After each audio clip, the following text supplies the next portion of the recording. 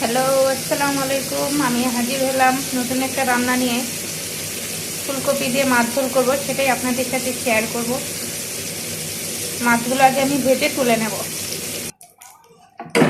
আমি এখন কপিগুলো দিয়ে দেবো এর মধ্যে।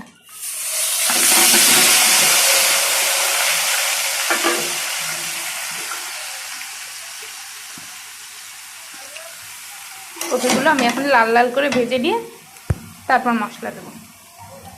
আমি ভাজতে ভাজতে অল্প অল্প করে সমস্ত মশলা দিয়ে নিয়েছি।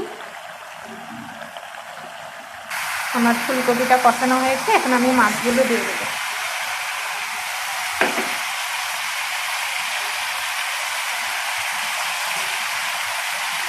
দিয়ে পানি দিয়ে দেবো।